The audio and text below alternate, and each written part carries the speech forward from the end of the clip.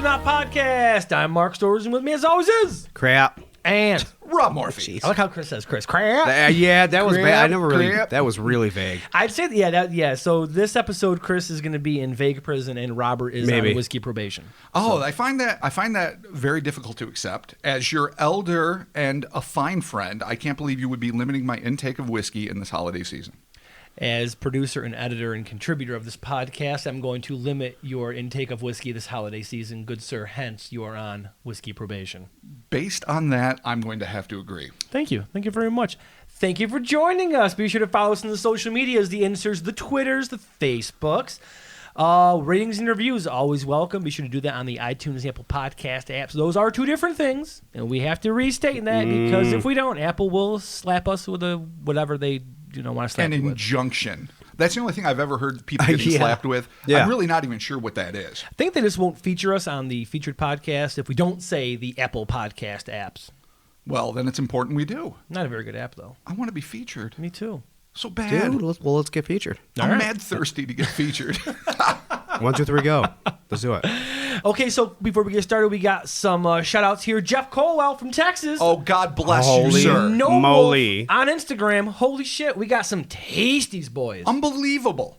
First off, a bottle of fine yellow rose whiskey. Not bourbon, I don't think. Yeah, whiskey. Blended whiskey. Delicious, smooth, extraordinary. Thank you, sir. You know our palates well, just, I guess, auditorially, which is astonishing.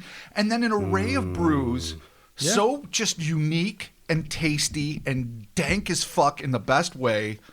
You, sir, are the Texas Santa Claus that I have dreamed of since childhood.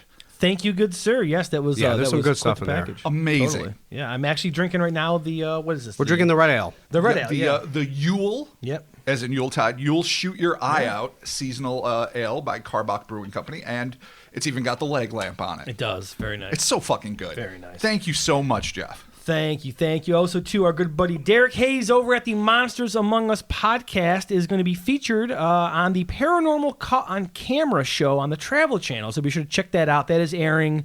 Well, by the time this comes out, it's already aired, but it's, I believe, tonight, actually, at 11 p.m. So, Oh, shit. Snap. So just, DVR's already set. yeah, just do your DVR stuff. Look up, again, that is Paranormal Caught on Camera. And yeah, I'm sure if you look up Derek Hayes' name, I'm sure he'll pop up on there. So yeah, that's pretty cool, man. Oh, Our yeah. fellow Absolutely. podcaster Jeez, I know, Hitting the big time. Hitting the big time, yeah, I'm man. so proud of him. Totally. It's amazing, and he deserves it. And he's, an acknowledged expert in the field. And I cannot wait to see his talking head action because, that's truly a seminal achievement. So congratulations to Derek, and I can't wait to see it. And I'm sure it will be on again. So like say check your DVR or whatever, Yeah, on totally. demand somewhere. Or Travel Channel airs things over and over. I'm Yeah, sure, absolutely. I'm sure once there's a link, we'll send it out there. Absolutely. So. Congratulations again. Monsters Among Us Congratulations. Fuck and yeah. Derek. And a shout out to Addie, as we always have to give, because Oh, she's yeah. just plain old motherfudging awesome. The Crypto Den Mom, Addie. Everyone's Crypto Den Mom. There's a chance we might be getting 10-gallon hats. Whoa, really? I'm just saying. Oh, my God. Really? Maybe. Dude, vague prison, dude. This is why you're in vague prison. I don't know when their little festivals are there, but, maybe we'll get some 10-gallon hats. If Addie, our Crypto Den Mom, if she gets us 10-gallon hats, we have to wear them while we pod. And we have to live stream it. Every single time. Oh, I said if we get them, we're gonna have to go with fucking old Pat Garrett mustaches. Oh, absolutely. Like, totally. We have to. And if we get them before we do our live show, just saying. Okay, here's the thing. If we do get them before our live show, I think that we are obligated by honor to have to wear them at the live show. Just the three of us with these giant 10-gallon hats. And Hogan mustaches. Oh, yeah. I will definitely Hulk trim Hogan the mustache. beard into the man. super Wild West. Awesome. You have Fucking to. Awesome. Wyatt Earp. That's funny. Anyway, fucking All those right. guys are awesome, and watch Derek if you can. It'll obviously already have aired by this point, but you will definitely be able to catch it. Totally. And what's the name of the program? It is called Paranormal Caught on Camera. Right on. you Congrats go. again. Yeah. Boom. All right, cool. Let's get started this week with the Faceless Fiend of Tengu. During a trip in the early morning of 1974, a Japanese truck driver had a face-to-inhuman-face encounter with a bizarre, apparently cybernetic being who requested his help with a unique physiological problem What made this already surreal situation even more inexplicable was the fact that this creature claimed to be a contingent of a group of extraterrestrial refugees who had found sanctuary on planet Earth. Isn't that what we're all about on Earth? Yeah, man. Immigration. I'm contingent. Oh, we're all contingent on something. Exactly. All right, Robert. At approximately 5 a.m. on the morning of September 3rd, 1974, a 31-year-old husband, father, and truck driver, who was identified only as Mr. F., was hauling a load of furniture on National Route 30 highway to Uno Port, which is located in Tamano in the Okayama Prefecture. The truck and the furniture were to be loaded onto a car ferry bound for the 14-mile journey to the city of Takamatsu no later than 7 a.m. This is what Mr. F had to say. I was running National Highway number 30, which leads to National Route 2, running in Okayama City, to Uno City. Although I was used to the road, I went through many times, I get tired of driving for a long time. With plenty of time left to make his delivery, the nearly exhausted Mr. F decided it would be a good time to take a break and get a bite to eat.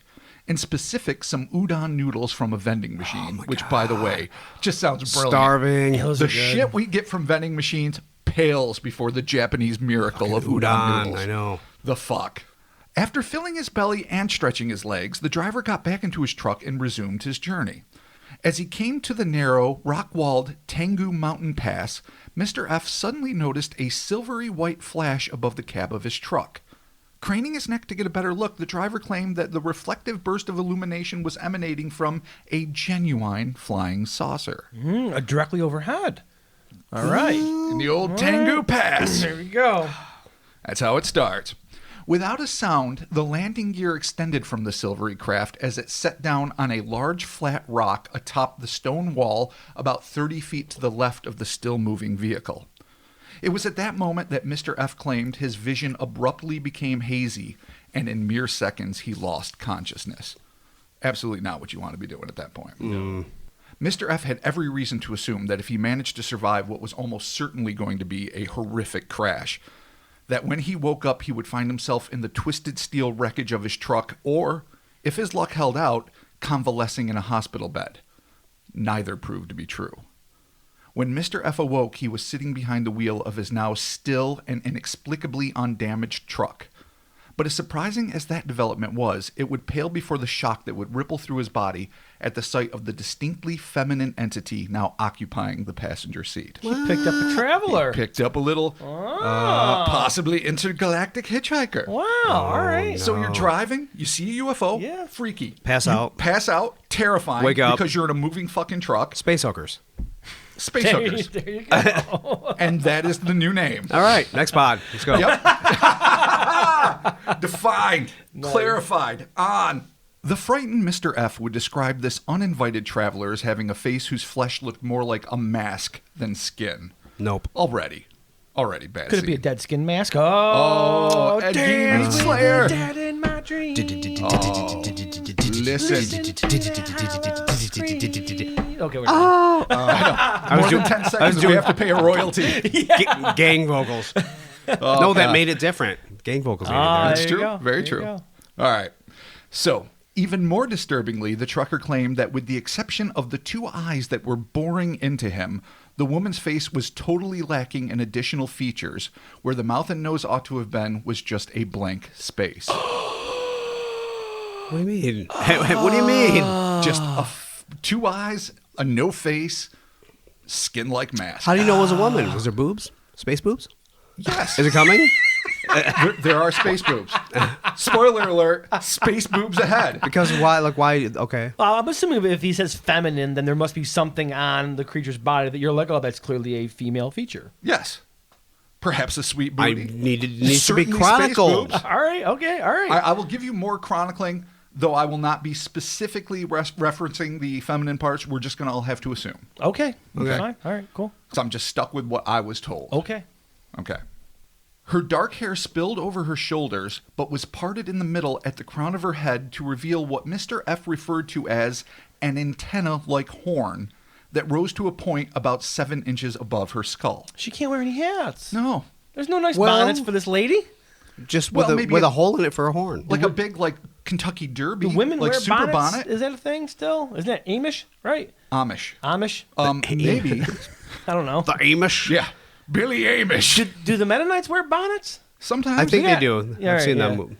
But I mean, with the bonnet. the girls in the club just aren't rocking a bonnet, right? Like they'd be girls weird. in the club. Could you imagine? Maybe, I don't know. Could you imagine the kids hitting the club with their sweet fucking techno bonnets? I haven't been. I know. Guys, we're going to the club. Yeah, I got your bonnets.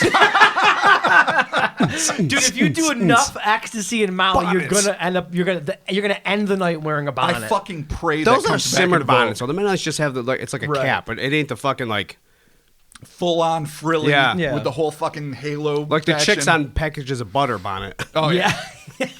It's like Fievel Or some bonnet. sweet ass Holly Hobby action. All right. So she has a horn on her head. It could be an antenna. Yeah, bonnet free. Right. No bonnet. Bonnet free in '93. So she's got a big ass unicorn horn. Cool. Her hair is parted, dark to the side, shoulder length. All right. Mr. F completed his description by stating that his unusual visitor seemed to be just over 5 feet in height and was clad in a skin-tight outfit that appeared to be made of light-colored rubber. So I'm assuming that's how he discerned the feminine features. A skin-tight rubber suit. You're gonna be able to tell if this is a woman or not. Yeah, you're gonna be able to tell you're in Japan immediately. Yeah, That's what you're gonna be able to tell. Is there a bunch of tentacles everywhere? I have a feeling I know what this is. All right. Okay. All right. Well, hold on. It's in Japan, so I know what it is. All right. Hold it. Let's see. An inverted triangular emblem was emblazoned on the being's torso from the shoulders to the bottom of her chest, with a button protruding from each of its 3 points. He made the point to mention that he had no distinct memories of footwear. Filled with an anxiety-induced combination of fear and bewilderment, Mr. F speechlessly stared at his evidently unearthly companion. After what must have seemed like an interminable hiatus, the female finally broke the silence with what the trucker claimed was a synthesized computer-like voice that originated from her head.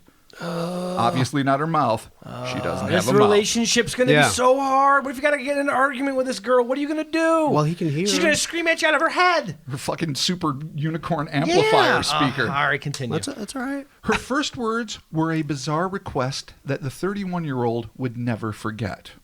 And this is what it was. I will come to Earth and become Ichiru, but I'd like to replace it with a substitute head because my head is strange. Oh my God. Yeah. Okay, so this is not exactly what I thought. I was convinced. I was like, she's an Ultraman.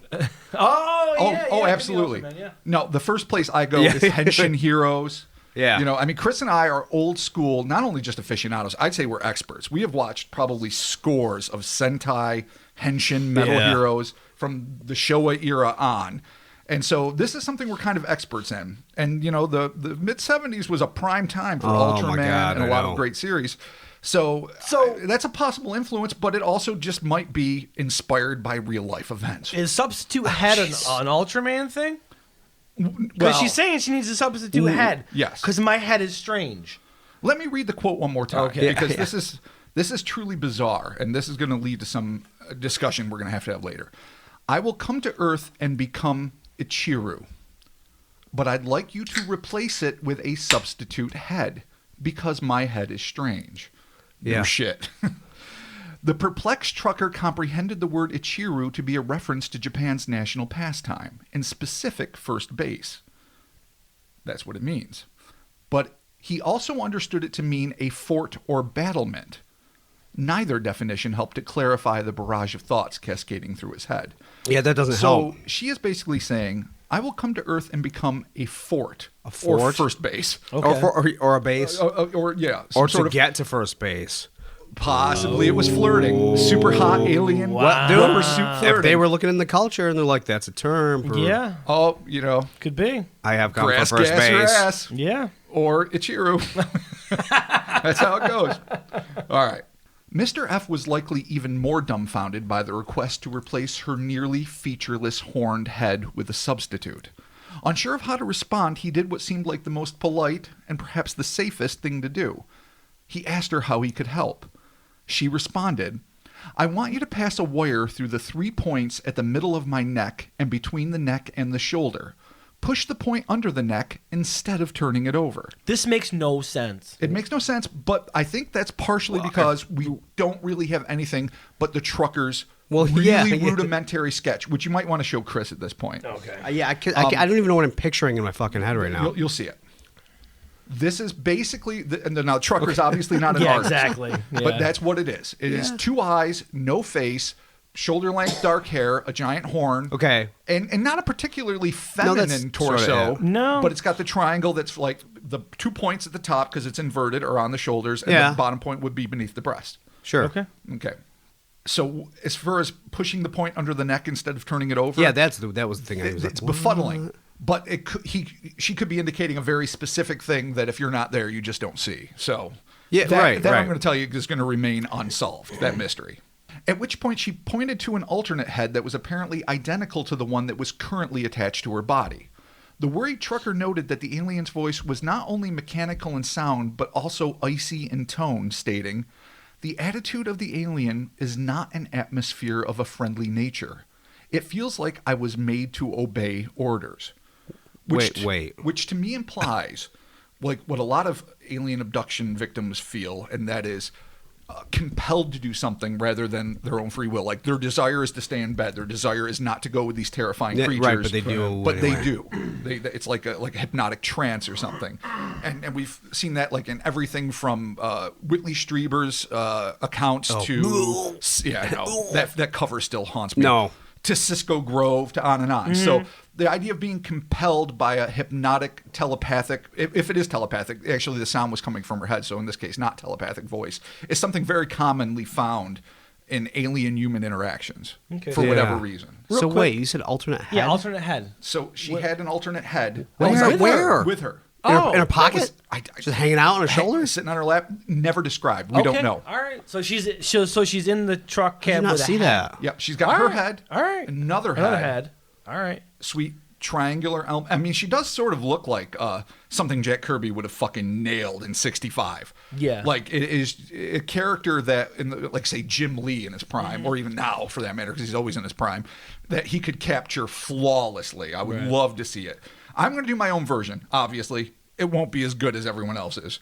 Perhaps in an effort to prolong the inevitable, Mr. F began asking his ostensibly robotic guest questions about her origins and intentions, to which the entity comfortingly replied, "I came not to conquer Earth."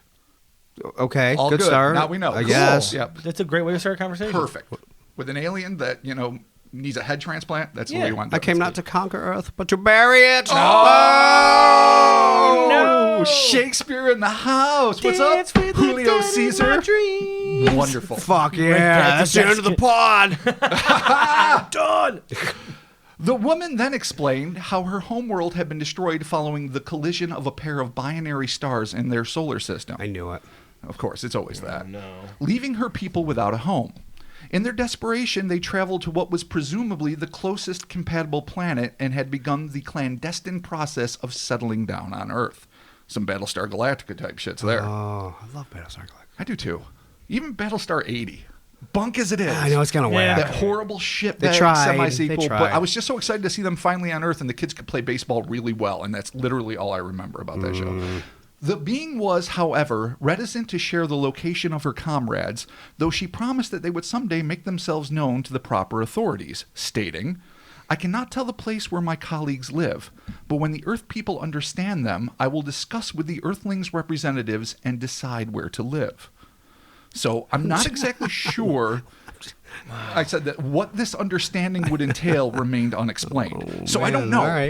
I don't know what she means. Like when they're mature enough as a species, us, to understand that there are faceless, horned unicorn babes living here.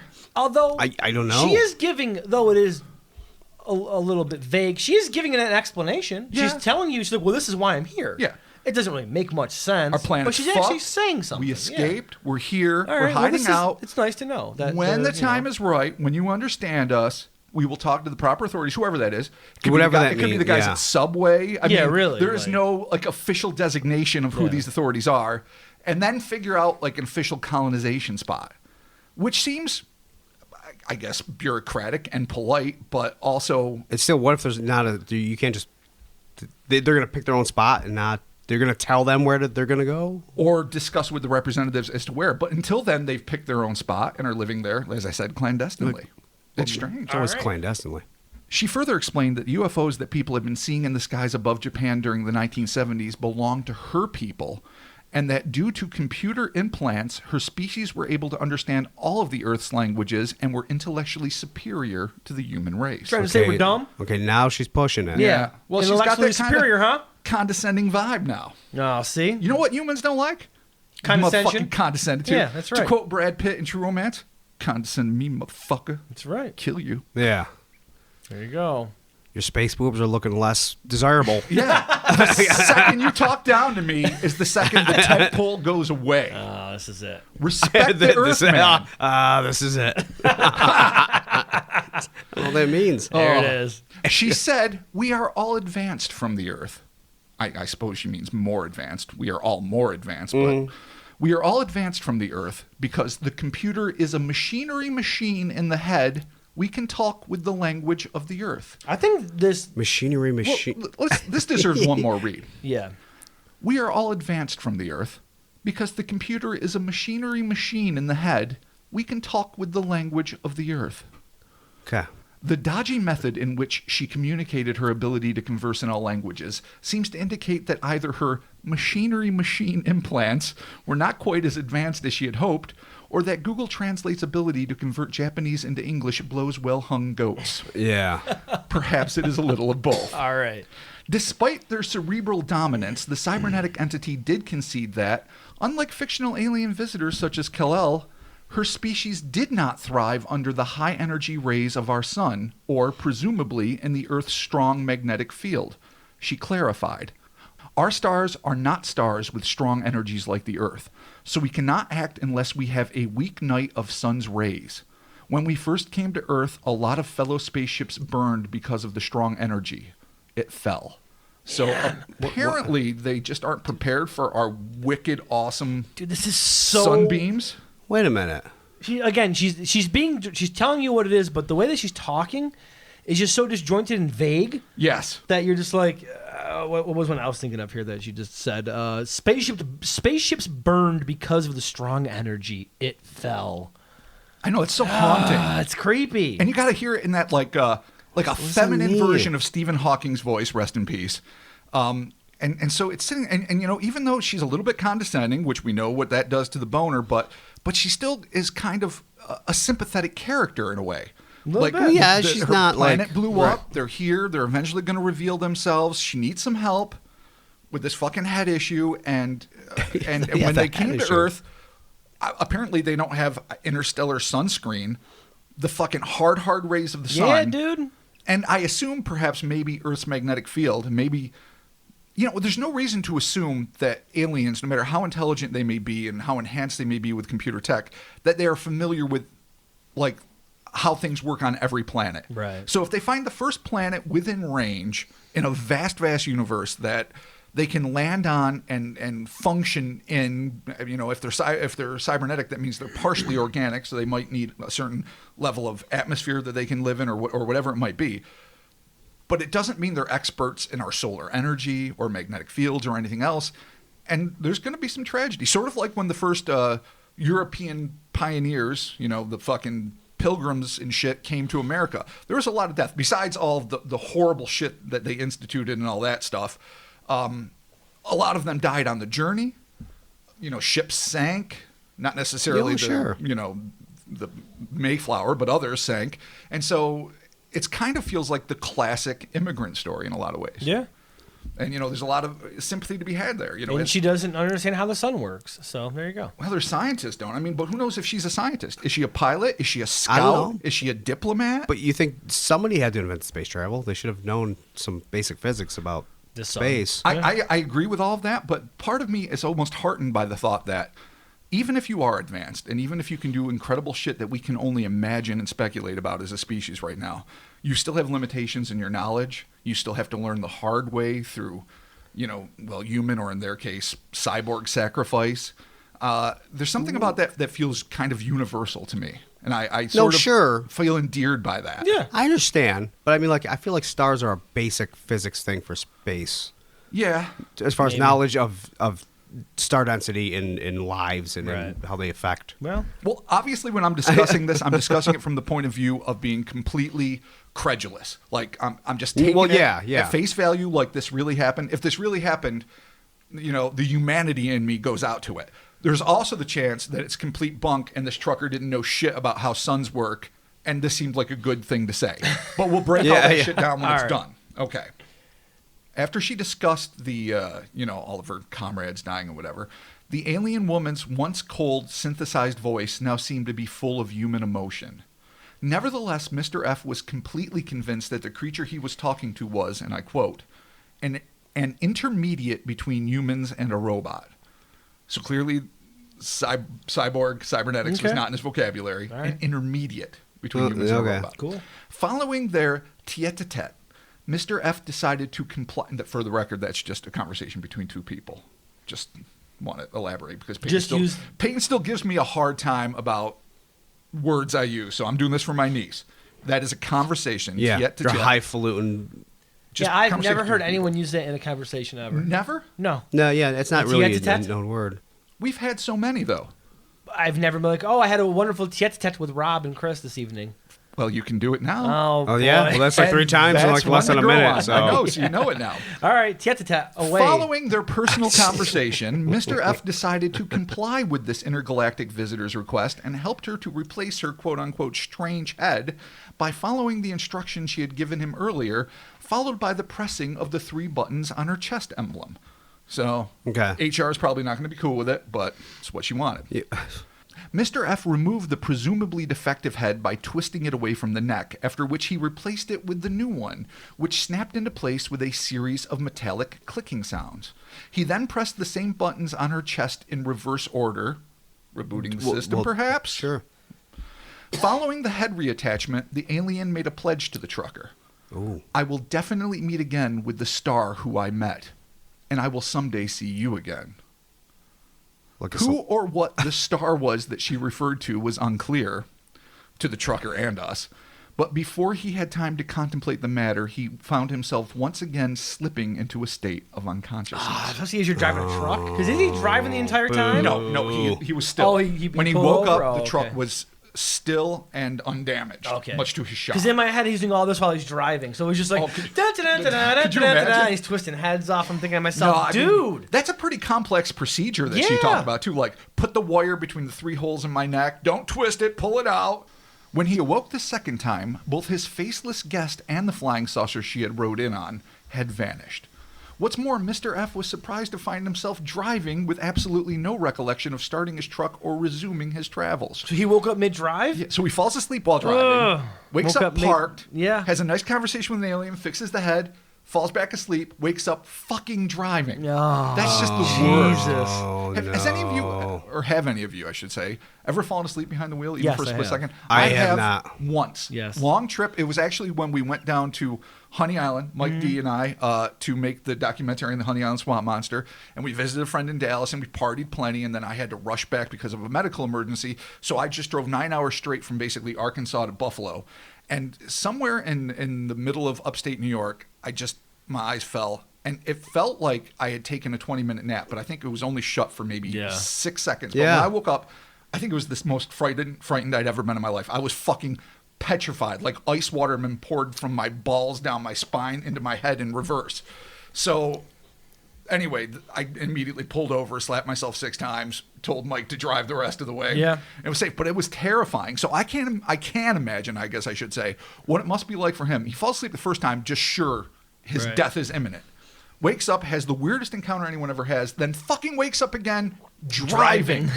Ha! That's fucking terrifying. Yeah, it's creepy. So he wakes up behind the fucking wheel, freaked out. Nevertheless, he arrived at Unoport on time to make the ferry, despite his fairly long conversation and Good Samaritan-like assist in upgrading the female cyborg. He did, however, note that there was about 20 minutes of his journey that he could not account for, which is so common in alien abduction scenarios, but she came to him. They did some shit in the car, you think, And this journey happened relatively quick. So even if he's missing 20 minutes, did she have time to take him aboard? Did they teleport? What would be the point? Yeah, at what point did the 20 minutes go missing? Was it a thank you probing? I have to assume it's when he was passed out at some point. All right. That's unexplained, but it's just fucking weird. Yeah, we'll figure that out. As his truck was being ferried south to Takamatsu, Mr. F found it perplexing that he could no longer remember what the alien's body looked like after he removed the head. Nor could he recall the weight of either the original or replacement heads. As insignificant as these facts may be, he was haunted by his inability to recollect them. That just sits there. He just could not remember how heavy the head was. He couldn't remember what the body did once he removed the head. It's fucking weird. It bothered him, but there's just going to be no more information. At the end of this long and peculiar day, Mr. F rushed home and confided the details of the weird incident to his wife and 2 children, saying, "I talked to an alien today. I changed its head." Oh, yeah. Yeah, no, just standard, straightforward. The Japanese don't have time for their bullshit. I hope at some point in my life I can mentally get to the point where I snap and I come home and I'm like, "Hi guys, I changed an alien's head. Nicole, what's for dinner?" Yeah. That better be fucking tacos. Oh, yeah. And then just Tacos is the only thing that saves your sanity. Or else. Like that. Or else, if it's not tacos, there's going to be a stern talking to, young lady. Oh, a stern one. Evelyn, clean your room. Charles, stop playing your Nintendo Switch. Daddy's got an alien head to I deal have an with. alien head. I got to change over here. Oh, my God. Folks. Oh, my God. Dude. That's when you know you snapped. Yeah, you lost your Folks. Younglings. Oh, Jesus, sorry. It's coughed See what happens? All right. coughed all over your forearms. It's fine. Now we're married. They're tough, I know. In some customs, some cultures. All right. Perhaps not surprisingly, the trucker was met first with laughter, then concerned that he might have suffered from an exhaustion-induced hallucination. Mr. F knew better, and in a move that seems to be at the same time both remarkably courageous and astonishingly foolhardy, he wrote about the incident in an in-house company newsletter that he had been assigned to edit. That must rank as one of the great bad decisions in history. Yeah, he's running the in-house newsletter for the trucking company. Yes, he is. And he's And like, he "Hey, just guys, threw it in there? This is what happened to me." So this is how the rest of his coworkers, bosses, the general public, which makes it even more astonishing to me that they still managed to conceal his name. Yeah. But regardless of that, Here's my weird alien fan fiction, basically. maybe that's what they thought. I don't know, but he's presenting it as a real life incident that happened, I guess, on company time. Therefore, ergo, it's worthy of being put in the Probably company shouldn't newsletter. put that in the newsletter, though. Yeah, I agree. Needless to say, the reception of his bosses and coworkers was no more supportive than that of his own family. Mr. F's wife claimed that she had feared her husband had gone insane following his unsolicited public confession, but quickly realized that his behavior had not significantly changed. So at that point, she was like, all right, you had a weird day. Bad day. Despite the universally negative reaction to the public revelations regarding his encounter, the trucker conceded to an interview in a magazine titled either UFO in Space or UFO in the Universe. I've heard both translations. It's a Japanese magazine, apparently. I could not find any evidence of it. Doesn't mean it doesn't exist. It's just what it is. 2 possible ways you can say it. Absolutely. All right. The interviewer asked Mr. F why he thought he was chosen to replace the entity's head. He answered, "I think that her purpose in making contact with me was to replace her head, because she was in trouble and hurt. She wanted me to replace it. I do not know why she asked me to replace her head and did not ask a friend, but she just said that I want you to replace my head. And I just did." The words "my head" have never been said. He literally, Jesus Christ. he literally said nothing. If you look at what he said nothing. The one thing he added was he believed she was in trouble and hurt. Yeah. That's one thing That's that it. isn't implied Yeah. by the rest of it. So that's literally the only new piece of information. She never we said gleaned. she was in trouble or hurt. She said, "I have a strange head. Help me change my head." But the impression he got, maybe through Is he mannerisms, is he making this into something that's not? who knows? I don't know. Maybe he just omitted stuff, or didn't he remember stuff later that he didn't put down, or This didn't sounds say? like he's trying to blow it up to be something it ain't. Maybe. One thing I feel compelled to ask, was this an act of faith wherein a robot was forced to trust in a foreign biological species to perform a delicate operation before she could be reactivated? Or did the head remain fully conscious during the procedure and offer instructions? Sadly, these facts went unrecorded. Good point. So one of the things that I just read into a little bit when he says she was in trouble and hurt is that there is the possibility that she was non-functioning when the head switch happened. I mean, if like human beings, they're basically a cerebral entity, and obviously a human body can't function without its brain. Right. Maybe her body was completely vulnerable. Maybe there's a reason why he couldn't remember what the body did in the meantime. If he had to literally follow this set of fairly complex and very weird instructions to switch the heads, she could have been in an utterly vulnerable state at that point and trusting in this foreign species. That's what I just assumed. Like, I assumed you push the buttons, you shut it off, or go into stand, whatever. Take the fucking head off, put it on, reactivate or something. That's just... But part of me also thought, and I agree with what Chris is saying, but part of me also thought, like going back to The Last Starfighter, when the android Big Brother was put to replace the kid that got taken off to Starleague or whatever. Yeah. There's that scene where the android had to fix his own head on the desk, and the little brother wakes up and he's like, "Go to sleep, Lucas. You're having a bad dream." You're in a bad dream. Yeah, the head's on the table. It's like, you're having a nightmare. Yeah, so it's in a lot of, at least fiction on Earth, we're presented with the idea that a head can function independently of a robot. According to Hollywood. According to Hollywood, which of course is based on, or Isaac Asimov or whatever else. Yeah. So we don't know if like the head was like, now do this, do that, do this, do that now. But then again, it makes sense that one head, because the one strange, somehow dysfunctional head had to go, that when that was offline, it probably wasn't communicating anymore, and he had to do it. So maybe this thing was completely vulnerable. Yeah, or why else would it have needed help? Yeah, it's interesting. Otherwise, the one head could have been active to put the other one on and just transfer. Right. Yeah, you're right. Use its own body to do the procedure. Granted, to be like looking in the mirror, you got to do it backwards, but still. So yeah, I guess we have to assume that for whatever reason, this entity had faith in Mr. F. Okay. And his sweet, sweet trucker surgery skills. God bless. Mm-hmm. So I have a series of questions that, bothered me. So maybe I'll read them off, and then we can use this to kind of launch the discussion of what we think this might be and what's going on. Regardless, this is in reference to her trust, regardless of the female cyborg's hypothetically reckless capacity to trust a random member of the human race with what seems to be a potentially life-threatening procedure, the questions that haunt me most are, 1, besides seeking a new home, what were the intentions of these allegedly brilliant creatures? And I say allegedly because their English is not phenomenal. They don't seem to necessarily... I mean, yes, all right, if you can fly off planet, come to Earth, and colonize undetected, you're fucking geniuses.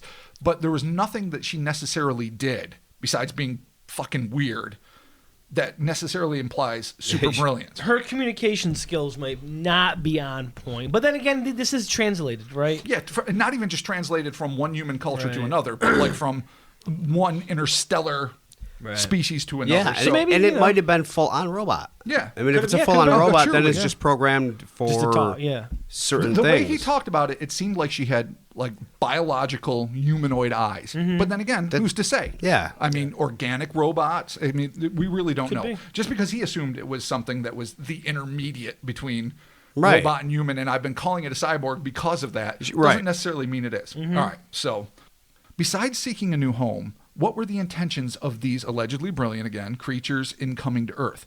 Was it a dream of peaceful coexistence or an eventual desire to conquer? It would seem that entities so egotistical about their superiority would not be inclined to sit back while a bunch of hairless apes ruled the roost. But maybe they're advanced enough to realize that a civilized society can exist in secret as long as all of its requirements are satisfied. So that's my first question. Okay. Why are they here? Yes, they need a new home. But why Earth? Do they have an ulterior intention? Or are they really at a point that's so advanced that they no longer have the human desires to be better than something else? They just state that they're better, but it doesn't mean that it means anything to them. Like, there's no real reason to wipe out Earthlings because they have plenty of space. Who knows how big their population is? Maybe it's very small. That's a legitimate question. Yeah, it's a possibility.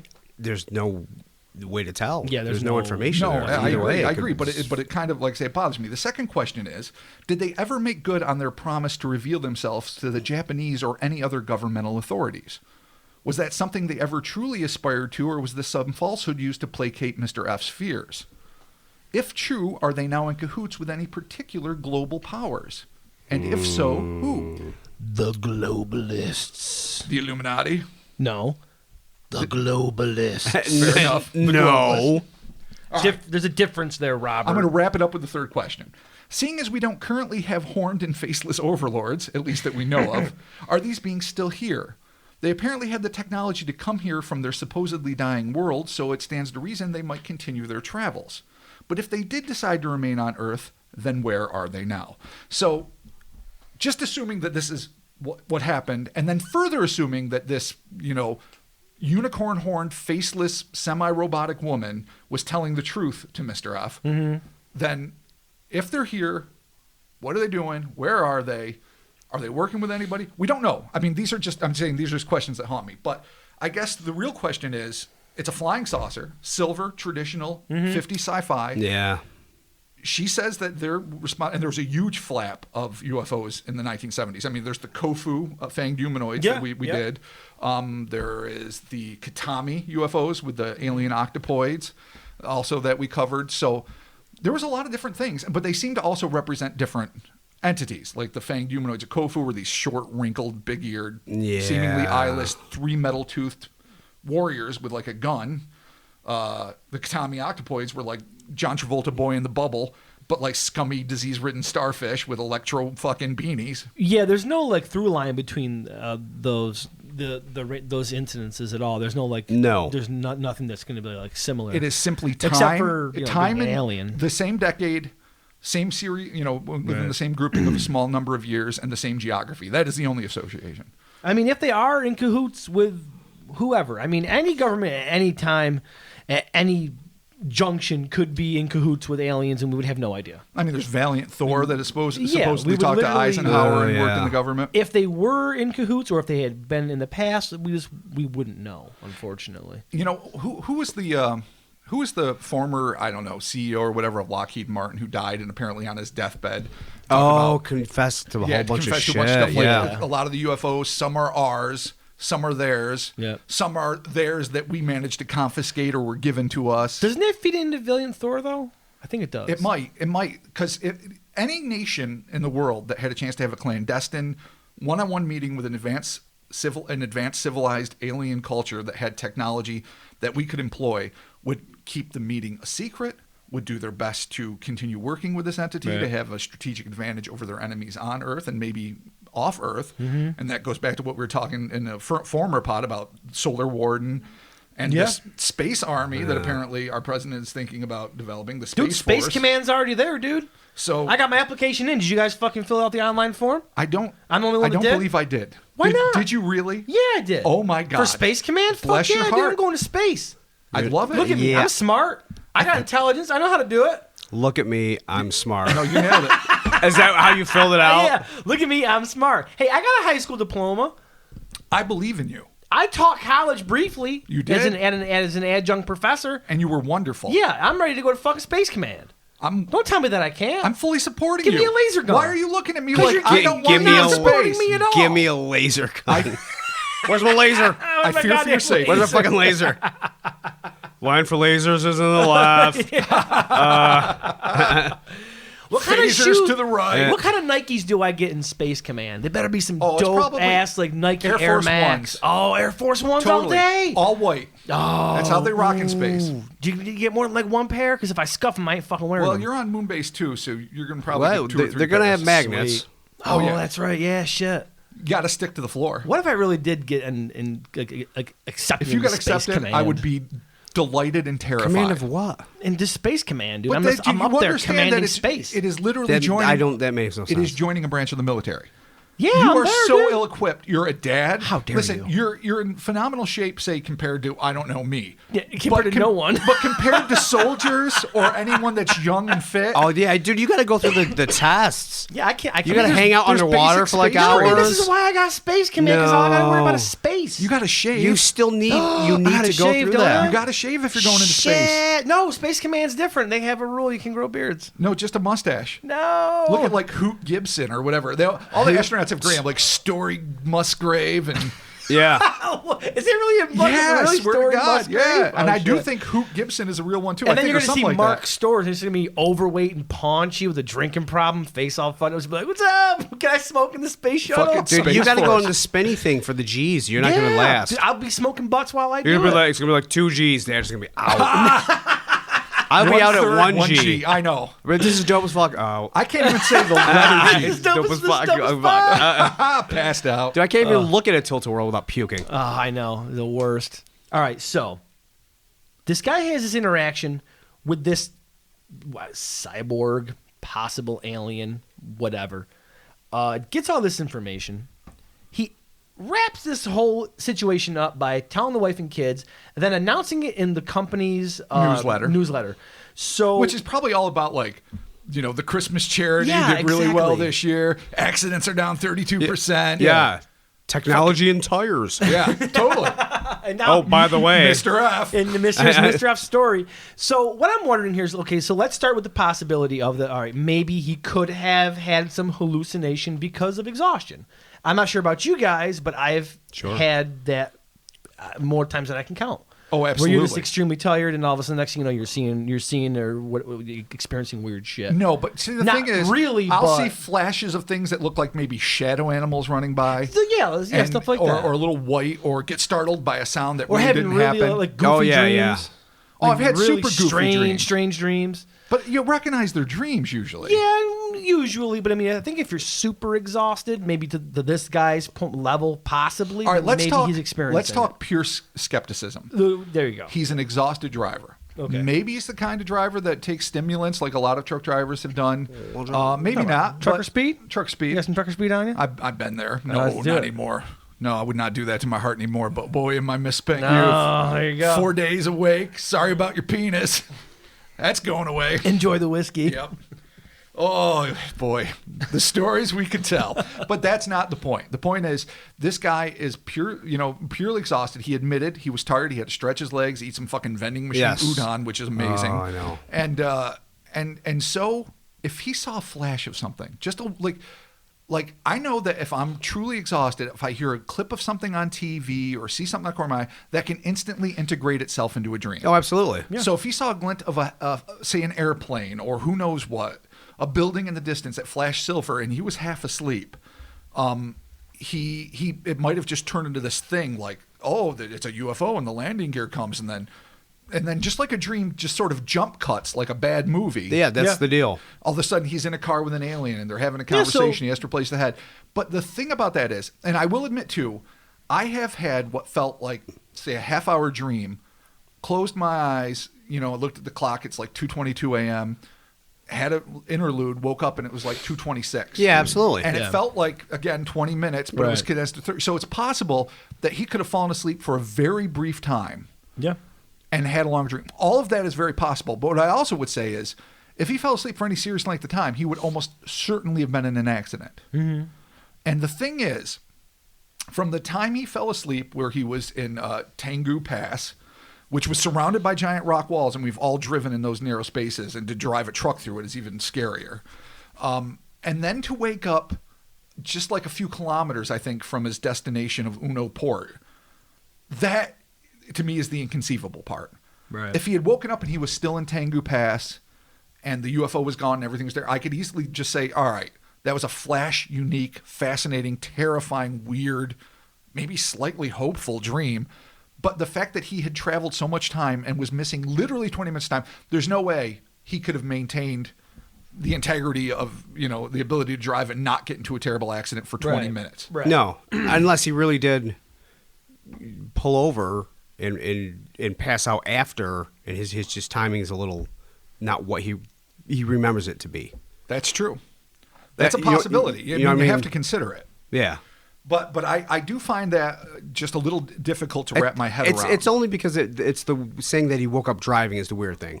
I can see you being tired and kind of passing out, veering off, and kind of passing out by the side of the road and having a weird ass fucking dream. Right. Go waking up and what the fuck and then taking off again. Yeah, no. Had the story been he pulled into a little like truck stop place in Tengu Pass or nearby, stopped for a second, saw a UFO, had the interactions, and then next thing you know, he's still there and he's like, "Oh, it's all over." I would 100% say it's a dream. 100% say it's a surreal and really fascinating dream. God knows what's going on in this guy's head. But because it started while he was driving and ended with him driving, with a pausing interlude in between, it's a little weird. To me, I can't say it lends a ton of veracity to it, but it does. Well, it makes me a little more inclined to think something genuinely weird happened. much like the devil, let's keep exhaustion on the table. Okay. Not sentence. This is not the centerpiece. This is not the cornucopia. This is not where the fun happens. But it's This like one of the it's there. candles on the left. It's just there. All right, that's yeah, fair. it's just there. Exhaustion. So, but even better though is, in fact, a cybernetic alien that showed up to be like, "Hey, man, I need help in my head because my other head's strange." Again, with aliens, Yeah. what is the point? What do they want? It's always so fucked up. She sort of said what she wanted, but not. No, like, it was sort odd. of like it was bizarre to say the least. And I mean, Yeah. It was way bizarre. And that reminds me of one of the things that we were talking about a little earlier that really kind of bothered me a lot. And that was specifically the first thing she said to him, which is, "I will come to Earth and become Ichiru." It's odd that that's the one word that's still in Japanese. Yeah.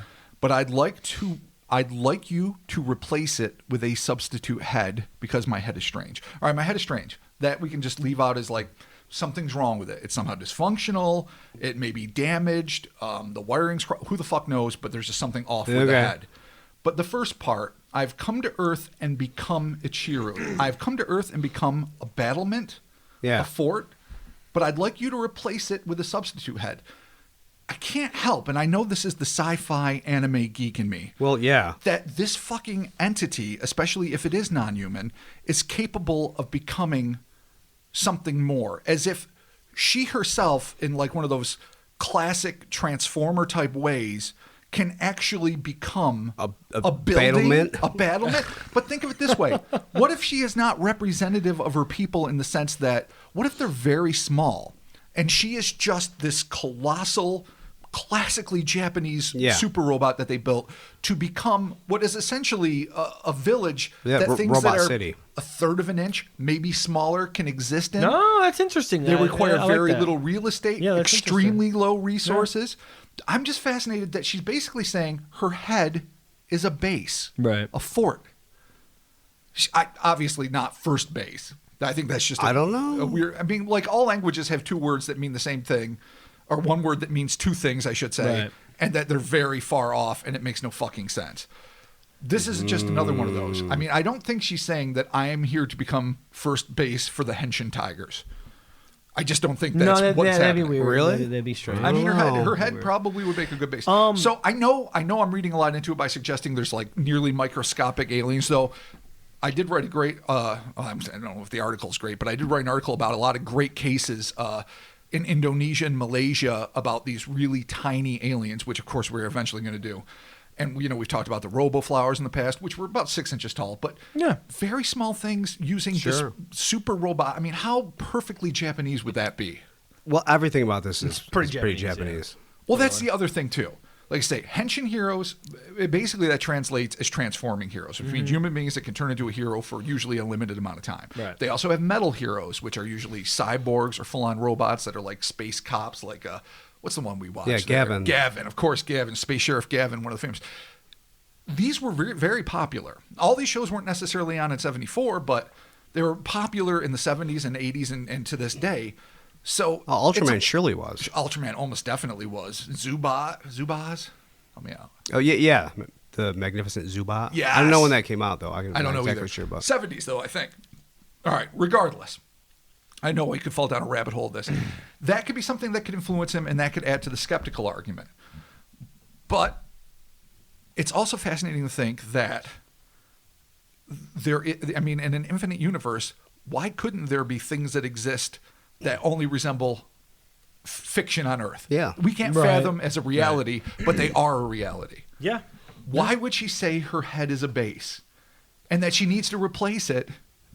I mean, at some point, I feel like, almost like the beginning of fucking Prometheus, where instead of a seed or blood or whatever, DNA being thrown into a river that becomes all life on Earth, like her head gets implanted somewhere and transforms into like some sort of, robotic DNA that can infect whatever's around it and maybe transform things to become life like her.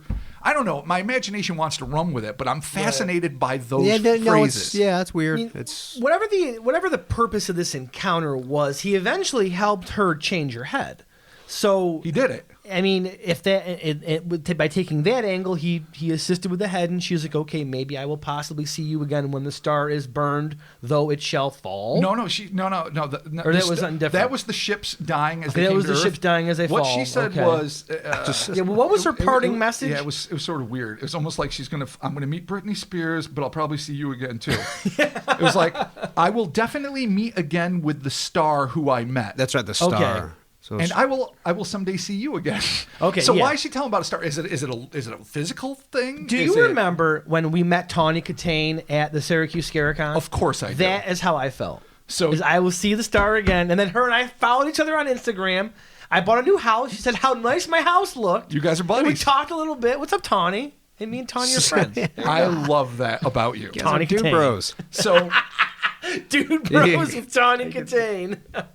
she might be talking about a celebrity. She could be. She might be talking about a fucking star in space. She could be, yeah. She could be talking about who knows what. But why would she say, I will definitely meet again with the star who I met? I don't think we can question her vocabulary or her understanding of vocabulary because nothing that she has said has made any bit of sense at all. Well, it's funny. There's nothing makes sense. There's these little hints of these are specific things you have to do, but the rest of it is sort of like, No.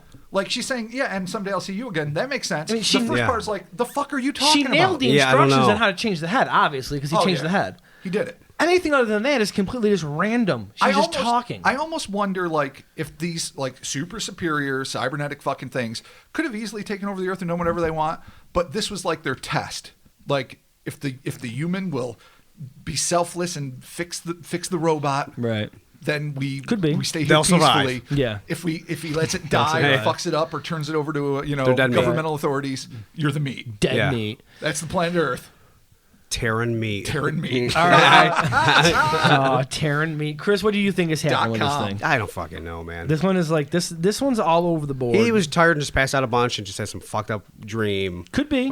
Could be. it was Or just- he helped change an alien's head. Yeah. Or What- he helped change some sort of.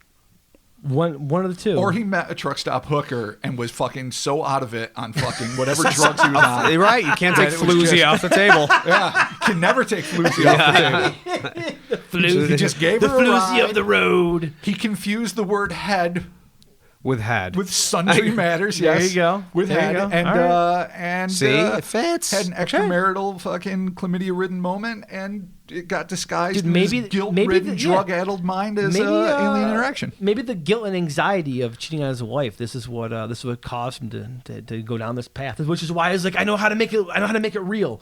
I know how to make my lie real. I'll write about it in the company newsletter. And then Yeah, people that will- right. backfires on His him. plan is the worst cover-up for an extramarital affair ever. Like, if that was the case, and I'm not saying I Or think it quite is. possibly the most ingenious. Oh, well, yeah, you're right. Because when you Just like, hey, act I that didn't- shit crazy and I all the focus is on I that. didn't have an extramarital affair. I'm just nuts. On the other hand, Yeah. There you if go, you're just yeah. getting head through Tengu Pass, no one probably has to know about it. Like, that's something you could probably keep pretty clandestine without a huge, monstrous, bizarre cover-up story. If he's got some sort of weird anxiety thing happening, man, where he's just too caught up in his own head. Maybe he's just got to he has to make it real and make it known that he's not here to fuck around. He's changing heads. So we've got dream, drug-addled hallucination, Yep. which can fit in the skeptic category. Right. Floozy, I guess again. Floozy or space floozy. Yeah. Space floozy. You can't throw ultra-terrestrials out the window. No, you do can't, it. baby. Keep 'em because, there. Again, if you're talking about weird creatures that are just here to test us, fuck with us, or eat our terror, as some have suggested, Dude, Oregon Energy. Bring it. then this fits completely into that. Okay. Because All right. again, so many interactions just don't make fucking sense. Now, I don't expect, like, if we could literally talk to fucking an octopus, and they're one of the most intelligent creatures on Earth, we would not be able to have common perspectives on things. And that's another No, it's thing an that lives octopus. on the planet. You just can't Yeah. fucking do it. So I don't expect we would do that even with humanoid aliens necessarily. So I get that, but I still am constantly befuddled and perplexed by the fact that fucking it never makes sense. They have agendas that don't make, like seriously, if you have a defect, the writers of UFOs in the universe and or space ask the perfect question. Like, why would they come to you? You're not a technical expert. You're not one of the top cyberneticists or Yeah. fucking No, not that it's there's always- any of those it's always that way. roboticists. It's never- It's always some random fucko Yeah, it's- that's just doing their thing that has no expertise in it that's asked to do this other thing. Yeah. It's always that way. And you always are forced to ask why. Why would you have this intelligence and technology and make what seems to be such a piss poor decision, unless you have like some grander level of like the flow of the universe, and certain things have to happen in a certain way with certain people to make certain outcomes occur. Some Doctor Who type big picture shits that makes you do things that seem to us illogical, but in the grand scheme is absolutely essential. Right. But that's wishful thinking on my part too. Well, I mean, I'm going to just say that maybe this guy did in fact have an interaction with some sort of cybernetic alien being, and he helped change her head, and you know what? We're all probably better for it. So this human We've all race, grown here. Yes, we have. The human race continues, and he's apparently he's running. They about could it be. in the They could be newsletter. our secret So, saviors. They could be. They could be running shit behind the scenes. They could be the reason the Cold War never went hot. I mean, this doesn't Yeah. necessarily fit into hell or space. well, If we stretch, it could. dude, a horned, Could be a rogue demon. faceless, Rogue demon. condescending, sexily rubber clad. I'm assuming the last Nemesis part. of the Dark One. How could this In not? rubber? How could this not possibly Okay. diabolical? Maybe I spoke too soon. Maybe Succubi, maybe perhaps. this could be hell. Sucking his Ooh. sexual and/or charitable energy. The charitable energy is the Yeah. most delicious of them all. Sucking the Samaritan out of him. Oh, the I know. sucking Samaritan. That's, I mean, we already have the That's a fucking Weird X the videos fire thing. Samaritan living in England. Yeah, but he didn't suck. No, but you No. don't know. He might have still drained some sort of energy. So, all right. I'm going to say that that this in fact he helped change someone's head. Yeah. On that so day, you're thinking on that alien. road. I'm thinking alien. He changed the head. Alien head. Alien cybernetic thing. I think it's just like the devil jump. to land a fake UFO, just like he plants those dinosaur bones, fool those fucking dumbass paleontologists, Seriously. and have a guy think about cheating on his wife Yeah. in the weirdest way possible by exchanging heads. There you Oh, go. sounds like a Twilight Zone All right. episode. It really Christopher. does. Christopher, Yeah. what do you got? That's too deep. I don't know. It could be both. Both. That's hell and space. Oh, the rarely seen. Yeah, dude, the demon from beyond the black hole.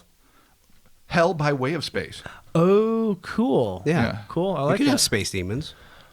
Yeah, or you go to I mean, you can go to hell and there's a gate to space, or you're in space and there's a gate to hell. One of the two. Absolutely. It's not mutually exclusive. My heart really, though, my heart is set on the idea that this is a colossal thing that stands 5'3" on Earth. Right. But on the home world that was destroyed by the fucking All right, clash of that's stars, solid. which is probably about 3.5 feet in diameter, or bigger than that, whatever. That this gigantic thing can house 1 billion fucking members of this culture, and that she is going to turn her head into the battlement, and her body will become the electronic food on which they Awesome. feed, All and right. she's going to make the ultimate sacrifice so that her people can survive on a patch of 6-foot land somewhere in the mountains of fucking Okayama or whatever.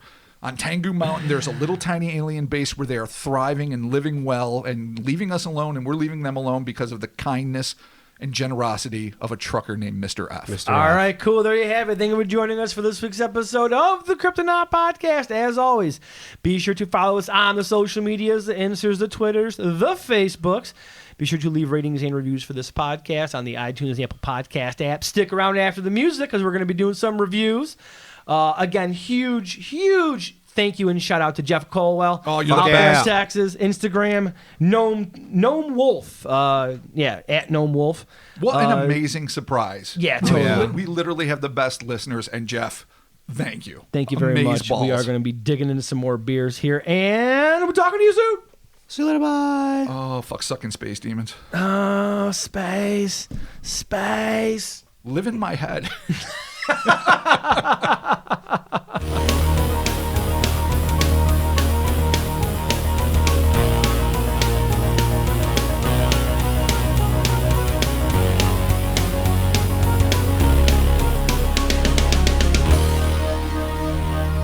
All right, cool. Well, thank you for sticking around for the ratings and reviews. We're going to get started here with a review coming from the iTunes and the Apple Podcast apps. 5 stars, hell or space for life. Ha! Every week, these kind folks come on the scene to keep us all sane. exposing some of the obscure encounters people from around the globe have went semi-public with.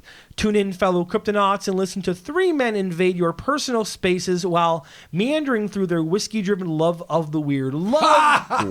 Yes. Love Bigfoot 69420. Oh, God bless you. Jesus Christ. My favorite. Good job there, Bigfoot 69420. Thank you very much. That was fucking awesome. And awesome. it is a whiskey-fueled odyssey. God bless you. All right, Rob, we got something from Facebook. What Yes, do we got? we do. This is from Jason Walters. This is something near and dear to our hearts. With Manowar wrapping up their final tour, I despaired that Western civilization would soon fall to the entropic forces of the night. Then I discovered the Kryptonaut podcast. These three guys nail it every episode. They have great chemistry, are hilariously funny, and their knowledge of cryptozoology and the mysterious is only rivaled by their love of the only two cultural phenomenons that actually matter. Heavy metal and Dune. Nice. Fucking Dune. Fucking true. That's awesome. 5 out of 5 stars and sign of the hammer to Mark. Nice. Oh, you get a sign of the hammer, Dash. Well, I mean, Chris gets signed. We all get a sign of the hammer. Oh, yeah. We're all Yeah. to varying degrees Manowar fans, to be sure. I mean, it's considering that Manowar is no longer apparently going to be playing. Maybe. And they're our hometown heroes. Yeah, Yeah. exactly. I Well, don't think a lot of people know The that. final tour is like a 10-year long. I was going to say People that are is quite a no, tour. it's realizing Odyssey. what it's going to be. Yeah. No, I mean, but you know what? They're If we- literally ingrained in our culture. They literally are. Absolutely.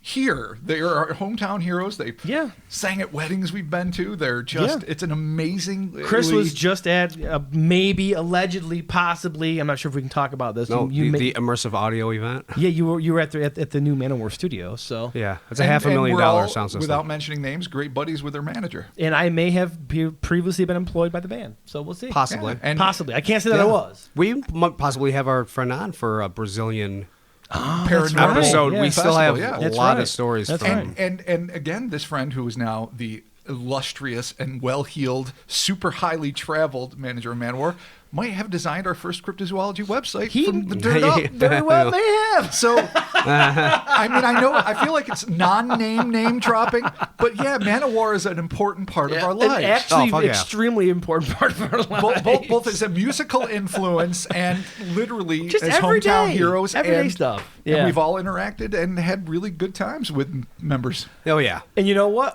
We're here to take up the reins when they have to put them down. So there you go. Yeah, I don't know if we're worthy of that, but what I can say is They got the music. We got the podcast. hail. Hail and Hail kill. and kill. Hail and kill.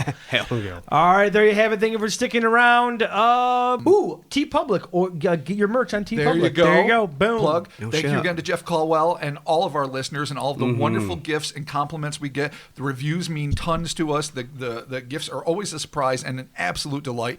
And we are so fucking grateful to all of you. Thank you. Thank y'all for listening, and yeah. we're talking to you soon. Bye. See you later. Does that sound too much like Lindsey Graham at the end? You always do. That's Oh, your all new right, thing. yeah. Nice. Good. Hey, that's your new deal. Awesome. Excuse me, Senator.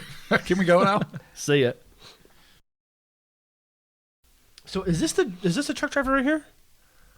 Right? Is that him? Yeah. Drama. It was funny. It's a pseudonym. He talked about it in a magazine. He wrote about it in a newsletter. And then that's the picture they put out? You have a picture of him with the tiniest black bar of his eyes. Why don't we know his real fucking name? Yeah, seriously. Yeah. Mr. F. Mr. F. Dun, Dun, dun, dun. What All right, so went- we're Won't you gonna go please with this. change All right, I my got it. head? Won't you please change my head? Mr. Mr. F. Bam, bam, Oh, bam. that's funny. All right, I know where I know where to. All right, before we get started, we got a couple announcements. Huge shout out. Huge. We got attacked.